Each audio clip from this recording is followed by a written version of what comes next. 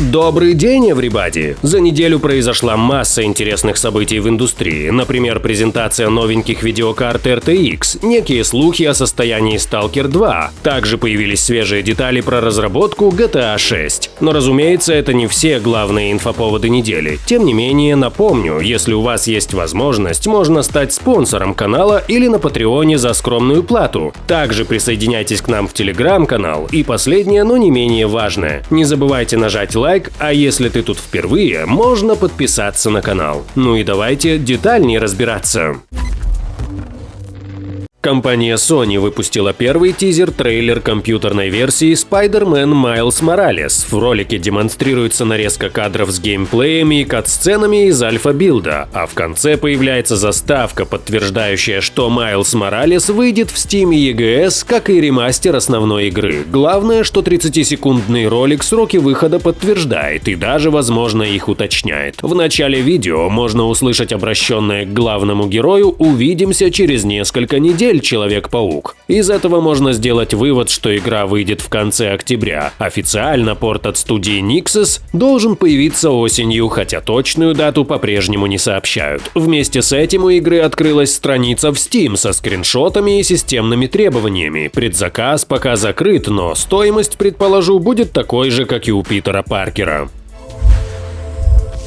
Nvidia провела презентацию, где анонсировала четвертое поколение видеокарт. Новым флагманом линейки стала RTX 4090. Видеокарта, как утверждается, от 2 до 4 раз производительнее 3090 Ti и будет доступна по цене $1600. Релиз состоится 12 октября. Чуть позже, в ноябре, в продажу поступит RTX 4080 в двух версиях с 12 или 16 гигабайтами памяти GDDR6X. Первая обойдется покупателям в $900, а вторая на $300 дороже. Судя по приведенным примерам, под Next Gen Nvidia подразумевает либо совершенно новые игры, либо глубокие ремастеры, либо улучшенные версии уже вышедших проектов. График показывает, что приведенные игры действительно работают от 2 до 4 раз лучше на 4080 и 4090 в сравнении с 3090 Ti, тогда как в сегодняшних играх демонстрируют сопоставимую производительность или в 1,5-2 раза лучше. Новые карты работают на базе архитектуры Ada Lovelace, обеспечивающей значительное улучшение в играх с трассировкой лучей благодаря использованию технологии DLSS 3. Согласно Nvidia, новая версия способна в 4 раза увеличить производительность рендеринга прямого вычисления и будет поддерживаться популярными игровыми движками, в том числе Unreal и Unity. Релиз DLSS 3 состоится тоже 12 октября. Технология будет работать только на новых карточках, ее поддержка уже заявлена для 35 игр. Также на презентации сделали несколько игровых анонсов, например, RTX Remaster Portal и Racer RTX, играбельную технодемку с радиоуправляемыми машинками, призванную показать достижения компании в области технологий графики. Portal предложит усовершенствованный рейтрейсингом каждый кадр геймплея, созданные вручную высококачественные текстуры, высокополигональные модели в духе оригинальной игры и разрешение 4К. Улучшенная головоломка будет бесплатной для всех владельцев оригинала. Оба проекта выйдут в ноябре. Также для Cyberpunk 2077 когда-то должен выйти апдейт, который добавит новый режим трассировки лучей Overdrive и сделает визуальные эффекты игры на ПК еще более красивыми. Вместе с этим игра получит поддержку DLSS 3, обеспечивая прирост производительности для отрисовки новой трассировки лучей в Overdrive Mode при самом высоком уровне детализации и разрешения. Наряду с анонсом GeForce RTX 40 серии, Nvidia также представила новинки в области софта. Одной из них стала RTX Remix, бесплатная платформа на базе Nvidia Omniverse, призванная упростить самостоятельный ремастеринг старых компьютерных игр. Если кратко, RTX Remix позволяет улучшать материалы и добавлять в игры различные современные графические возможности, которые не поддерживались именно на момент запуска. Получается, что каждый, кто захочет, сможет сделать свой ремастер, поэтому ждем еще больше качественно обновленных версий игр за full прайс. К этому относится полноценная трассировка лучей, DLSS, а также объемный туман и освещение. Процесс модернизации выполняется с помощью алгоритмов машинного обучения. Сроков доступности платформы пока нет.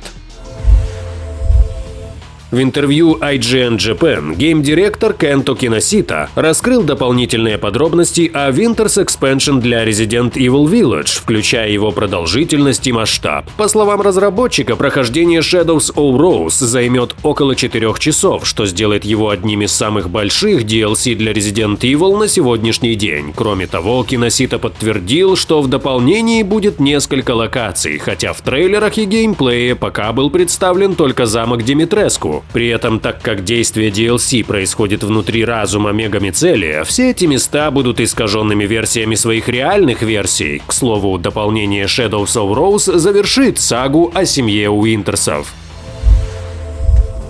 Assassin's Creed Mirage будет отдавать дань уважения старым частям франшизы, но при этом в ней появится и ряд новых для серии возможностей, одну из которых разработчики явно подсмотрели в Red Dead Redemption. Согласно изданию Game Rant, в Мираже появится функция под названием Assassin's Focus, которая по одному только описанию уже очень сильно напоминает Деда из Red Dead. Этот фокус ассасина позволяет выбирать цели и убивать их в быстрой последовательности, замедляя перед этим время. Подробные детали механики, включая используемое в ней оружие, пока не раскрываются, но, судя по всему, реализация будет максимально близка к РДР. Напомню, что в вестернах Rockstar игроки могли на короткий отрезок приостанавливать игровой процесс, отмечать уязвимые места противников и быстро расстреливать их из револьвера или карабина в автоматическом режиме.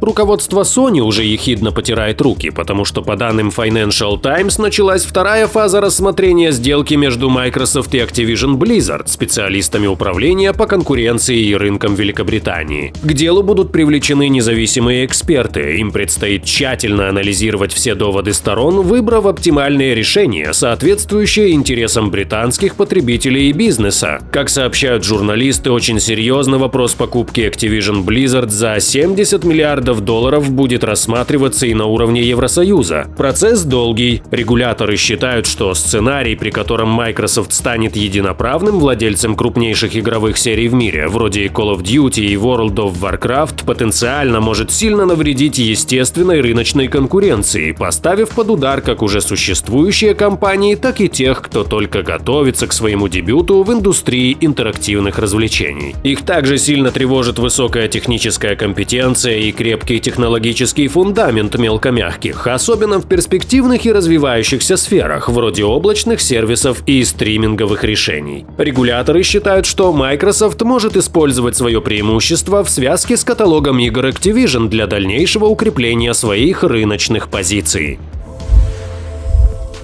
Ютубер Дэн Аллен оказался инсайдером, который неоднократно сливал информацию об играх, нарушая NDA. Блогер признался в содеянном после того, как обвинений в его адрес стало слишком много. Дэн Аллен больше всего известен как австралийский YouTube-блогер под ником Дэн Аллен Gaming. Однако теперь выяснилось, что Аллен скрывался под ником The Real Insider в Твиттере и под этим профилем раньше времени сливал важную информацию о различных играх. У Аллена были контакты с разработчиками, которые отправляли ему пресс-релизы, однако в случае с важными анонсами авторы подписывают договор о неразглашении, который нельзя нарушать. Аллен выдал себя после того, как со своего основного аккаунта в Твиттере ответил на вопрос, который задали The Real Insider. Джейсон Шрайер проверил сообщения Аллена и The Real Insider и выяснил, что оба аккаунта писали о тех же играх примерно в одно и то же время. К примеру, когда он сливал название грядущих Assassin's Creed, Аллен благодарил Ubisoft за пресс-показ Mirage. Сперва Аллен отрицал какие-либо связи с The Real Insider, однако он все же признался в содеянном, когда обвинений стало слишком много. Фактически, блогер подтвердил, что систематически нарушал крупные NDA, из-за этого игровые компании могут подать на него в суд. После признания Аллен удалил свой инсайдерский аккаунт, но по факту, если бы он не спалился, то и дальше бы продолжал сливать инфу. Короче, неловко получилось, мягко говоря.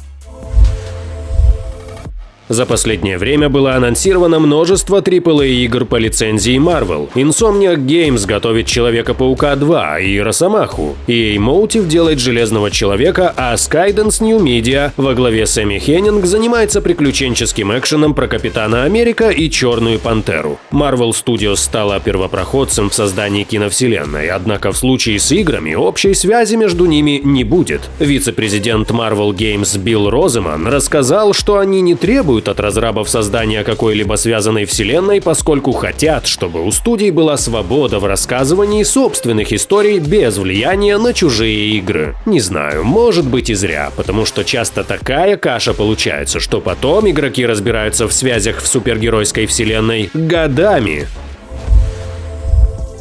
Первое большое сюжетное дополнение для зомби-экшена Dying Light 2 Stay Human не выйдет вовремя. Techland заявила о переносе DLC Bloody Tides с 13 октября на 10 ноября, при этом релиз уже раз откладывался, так как изначально расширение ожидалось в сентябре. Причиной очередной отстрочки по сложившейся в индустрии традиции стало желание авторов потратить дополнительное время на полировку и устранение ошибок.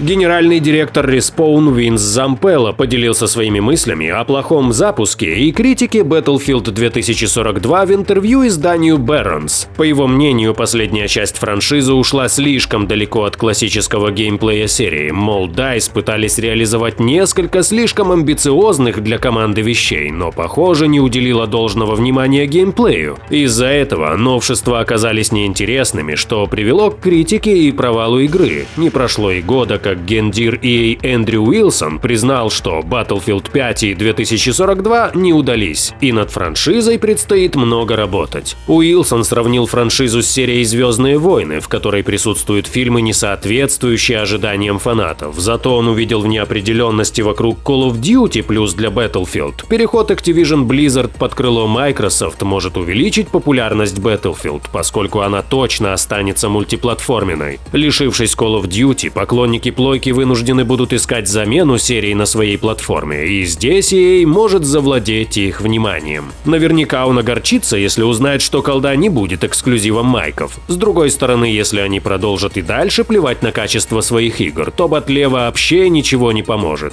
Сейчас им нужно думать о том, как бы восстановить доверие фанатов после 2042, а не о туманных перспективах заменить колду.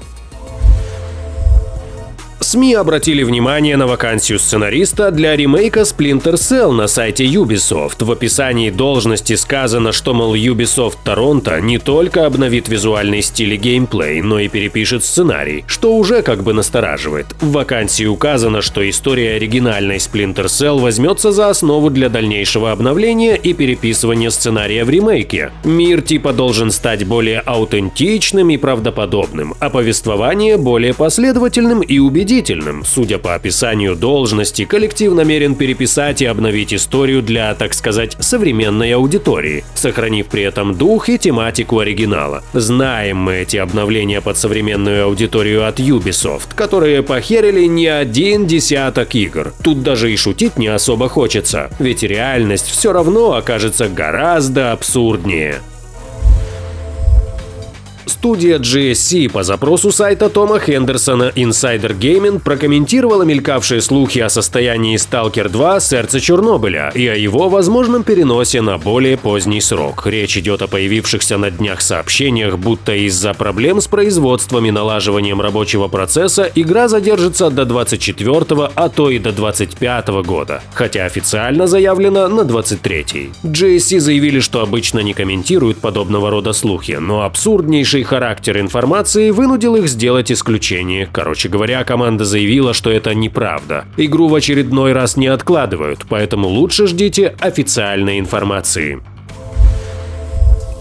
Компания Sony похвасталась PSVR 2 в новом видео. Ролик перечисляет основные возможности шлема и показывает, как эти особенности используются в играх. Например, с помощью трекинга зрачков можно будет простым движением глаз менять оружие через колесо выбора арсенала в шутере Firewall Ultra. А технология фовиального рендеринга позволит фокусировать картинку на области взгляда, применяя к ней повышенную детализацию. Также упоминаются дисплей с поддержкой 4К, HDR и широким углом обзора, обзора, распознавание касания пальцев для тактильного взаимодействия, 3D-аудио, тактильная отдача через шлем и контроллеры и адаптивные триггеры. Кроме Firewall Ultra, в трейлере показываются другие игры из стартовой линейки PSVR 2. Запуск нового шлема состоится в начале 2023 года. Axios сообщает со ссылкой на два источника в Ubisoft, что команда разработчиков грядущей Assassin's Creed Red, действие которой происходит в феодальной Японии, привлекла к работе консультантов и сотрудников местной студии, чтобы добиться культурной аутентичности и точности. Автор заметки Стивен Тотило отмечает, что некоторые западные проекты, в основу которых положена азиатская культура, в последние годы подвергались критике. Впрочем, пока не ясно, как консультанты Ubisoft, внутренние или внешние, смогут повлиять на разработку игры. Издатель не раскрывает деталей и не называет имен в команде разработчиков, однако ее ведет канадская Ubisoft Quebec, а возглавляет креативный директор Джонатан Дюмон. Исходя из этого, есть большой шанс, что это будет все-таки неплохая игра. Первая закрытая бета Diablo 4 состоится уже в ноябре, о чем сообщила Blizzard в новом блоге. Однако для участия придется соответствовать некоторым требованиям. Так как данный тест будет сосредоточен на эндгейм-контенте, то на закрытую бету необходимы опытные игроки, проходившие эндгейм в прошлых играх. Разработчики объяснили, что будут использовать геймплейные данные для приглашения ограниченного числа тестеров. Однако даже если принять участие в ЗБТ не получится, открытый тест запланирован на 23 год. В грядущей бете игрокам дадут протестировать ежедневные задания, за наличие которых игроки начали их критиковать. Публика считает, что Близы превращают Diablo в похожую на ММО игру-сервис. Они назвали ежедневные задания мерзкой механикой, которая не подстегивает играть ради удовольствия. Она лишь помогает аналитикам компании и побуждает людей возвращаться в игру, потому что они боятся что-то упустить. Дейлики игроки возненавидели еще в третьей Diablo. Фанаты считают, что современные задания убивают все удовольствие, но Blizzard давно добавляет в свои игры ежедневные задания, и эта тенденция точно не изменится. В этом вся новая Blizzard. Некоторые считают, что ежедневные ивенты будут мотивировать публику играть по 2-3 часа каждый день. Если человек будет ежедневно проводить в игре больше времени, то процесс замедлится. Короче говоря, делать выводы пока рано, но, судя по всему, нас ждет очередная сервисная помойка. А жаль. Дата-майнер Лэнс Макдональд обсудил потенциальный порт Bloodborne на ПК и PS5. По его словам, у Sony нет никаких ограничений для того, чтобы разработать его и выпустить на новых платформах. Он также развеял слух, что для этого понадобится привлечь к работе сотрудников From Software. Макдональд отметил, что его фанатский патч, добавляющий поддержку 60 FPS на PS4 Pro, содержит всего лишь несколько строчек кода. Кроме того, энтузиаст заявил, что своими глазами видел рабочую сборку ПК-версии игры для Windows, однако каких-либо доказательств предоставить не может, поэтому шансы на выход игры на ПК сейчас около нулевые.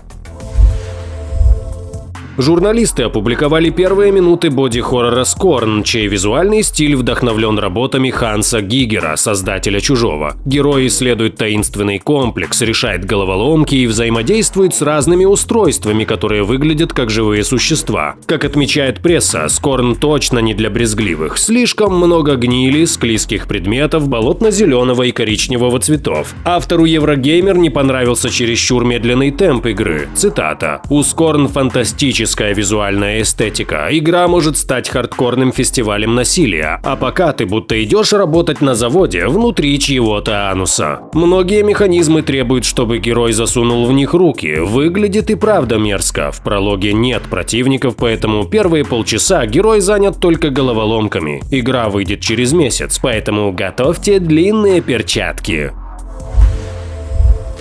Crytek прервала молчание и сообщила в своем твиттере, что Стивен Нордкотт присоединился к компании в качестве технического директора Crysis 4. До этого разработчик работал над Dust 514 и EVE Online, то есть EVE Online в CCP Games. Позднее Стивен Нордкотт перешел в Remedy для работы над игрой с кодовым названием Project Vanguard. В мае Crytek рассказала, что творческим руководителем будущего шутера выступит бывший руководитель разработки Hitman 3 Матиас Энгстрём. Crysis 4 пока что в ранней фазе разработки, поэтому когда выйдет шутер и на каких платформах, неизвестно. Студия Fat Shark объявила дату проведения закрытого тестирования Warhammer 40 000 Dark Tide. Тестирование начнется 14 октября и продлится до 16. Бета-клиент будет доступен исключительно пользователям ПК. Для участия необходимо заполнить форму на сайте игры, затем вам отправят анкету, в которой нужно указать характеристики железа. После удовлетворения требованиям пользователи получат код для доступа к тесту. В бете будет доступно больше контента и функций. Также будут разрешены трансляции, поэтому не получившие доступ к бете смогут посмотреть стримы. Релиз состоится 30 ноября на ПК. В конце июня студия Litos, образованная покинувшими Bend Studio разработчиками, анонсировала постапокалиптический многопользовательский онлайновый боевик с ролевыми элементами под названием Ashfall. Команда выкатила геймплей, показав, как выглядит приключенческий шутер от третьего лица в мире, выжженном ядерной войной, которую начал искусственный интеллект. Бесплодные пустыни, заброшенные города, поля сражений старого мира, шумные поселения выживших – это то, что предстоит увидеть игрокам. Огромный и разнообразный мир пустоши. Ashfall сочетает в себе уникальную восточную культуру и постапокалиптические элементы. Каждая область игры демонстрирует свою тему и предлагает к изучению особую культурную атмосферу. Игрокам предстоит покинуть убежище и отправиться на поиски ради спасения человечества. Ashfall предлагает множество возможностей, включая настройку персонажа. Боевка сочетает в себе классическую стрельбу из укрытий и командную работу. Игра поддерживает одиночные и многопользовательские режимы, повышая удобство привередливых пользователей. Отдельно отмечу, что саундтрек пишут легендарные композиторы Инан Цур и Ханс Циммер. Выход планируется в 2023 году на ПК и мобилках.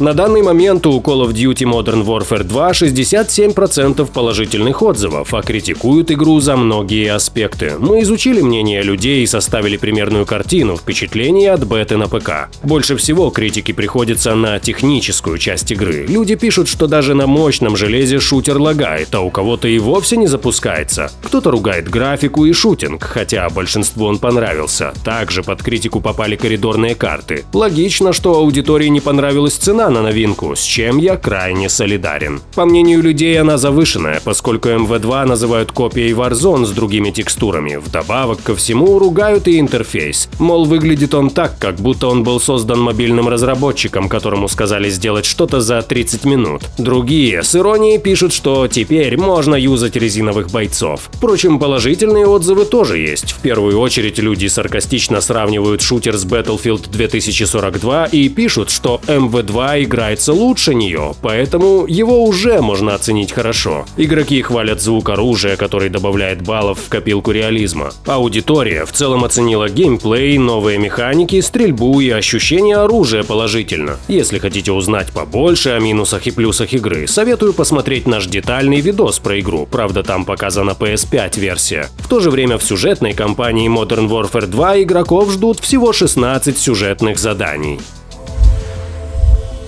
Утечка GTA 6 представила множество инфы о новой игре. Она подтвердила сеттинг Vice City, двух протагонистов, а также множество улучшений в геймплее, про что я вам очень детально рассказал в нашем видео. Очень советую заценить. Однако, что из утечки не ясно, так это масштаб карты. Однако приблизительные подсчеты указывают, что карта может быть в 2 раза больше, чем Лос-Сантос из GTA 5. Эти предположения основаны на различных координатах, которые видно на роликах. Координаты указывают на положение персонажа в игровом мире. Хотя вся карта современного Vice City вряд ли будет вписываться в прямоугольник, общая глобальная карта будет находиться на прямоугольной сетке. В крайней мере, так это работает в большинстве игр. Игроки предположили, что карта может иметь размер 14382 на 14382, если допустить, что точка отсчета находится в центре карты. Кроме этого, фанат обратил внимание на то, как меняются координаты, и, судя по всему, 1 единица на карте равна 1 метру. Таким образом, если 0 находится в центре карты, то общая площадь мира составит 206,8 квадратных километров. Для сравнения, примерный размер карты GTA 5 около 80 километров. Если подсчеты соответствуют действительности, то Vice City в GTA 6 может быть в 2 раза больше Лос-Сантоса, при условии учета воды и областей вне города. Однако карта может быть даже больше, выходя за пределы обнаруженных значений. Также стало известно об бюджете игры, который может стать рекордным. Производственный бюджет GTA 6 по данным утечки составляет $500 миллионов.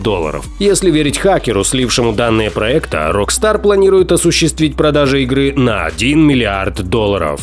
Кстати, в Лондоне был арестован предполагаемый виновник масштабной утечки данных по 6-й GTA-шке. Приближенный к правоохранительным органам источник сообщил журналисту Мэтью Кизу, что хакером оказался 17-летний пацан. Его подозревают во взломе серверов Rockstar и Uber. Сообщается, что арестованный хакер предположительно связан с группой анонимусов под названием Lapsus. Сообщается, что ранее он мог стоять за взломом Microsoft, Nvidia и Samsung. Лондонская полиция и FBI в настоящий момент не дает никаких комментариев. Сейчас он остается под стражей. Ну что сказать, теперь официально портачено. Хотя, смотря с какой стороны посмотреть, если раньше все думали, что за сливом стоит один человек, то на деле их могло быть двое. Админы GTA Forums попытались разобраться в ситуации. Они выяснили, что за аккаунтом, с которого и произошел слив, стоят два человека. Один из которых задержанный, а второй помощник, который разместил информацию в Телеграме. Также администрация GTA Forums отметила, что ситуация и дальше будет изучаться, однако во избежание дезинформации владельцы сайта закрыли тему с утечкой. Уж теперь им точно нужно будет подключать к расследованию FIB вместо FBI. В свою очередь, Rockstar решились прокомментировать все это. Компания заверила, что в ее сеть незаконно вторглись третьи лица и скачали кучу секретных материалов, включая кадры новой GTA. Но на текущий момент GTA 6 ничего не угрожает. Команда продолжит трудиться над экшеном согласно плану. В то же время геймеры начали выяснять, какие актеры подарили внешность или голос главным героям игры – парню Джейсону и девушке Люсии. С первым пока проблемы, а вот выяснить актрису, работавшую над Люсией, удалось. Несколько месяцев назад на странице Александры Эчавари нашли упоминание работы над новой игрой Take-Two. Теперь на сайте прямо указано, какая роль досталась девушке. Пользователи сети заметили изменения на IMDb странички Александры. Это официально актриса, которая играет Люсию в GTA 6. Хоть хакер упоминал конец 24-го как дату выхода игры, на том же IMDb указан 25-й год. Звучит вполне правдоподобно, если Rockstar, как и заявила, действительно продолжит в спокойном темпе разрабатывать GTA 6. К тому же это сходится с информацией инсайдера Тома Хендерсона, который говорил про релиз не раньше 25-го года. God of War Ragnarok выходит 9 ноября. За 1,5 месяца до релиза стало известно, сколько места потребуется игре, по крайней мере, на PS4. Согласно информации, новинка займет на жестком диске консоли прошлого поколения 90,6 гигабайт. Сведений о версии для PS5 на данный момент нет, но можно ожидать, что весить она будет меньше благодаря технологии сжатия Kraken, которая позволяет сокращать размер игр. Кроме того, наверняка на релизе будет патч первого дня, который займет еще несколько десятков гигабайт. Зато точно не нужно сжимать свой коммент, чтобы обсудить последние новости, поэтому приглашаю вас туда. Также будем рады видеть вас у нас в Телеге и Дискорде, ну и приглашаю подписаться на наш канал, жмите на лайк и колокольчик. До встречи на XGTV, смотрите и играйте вместе с нами!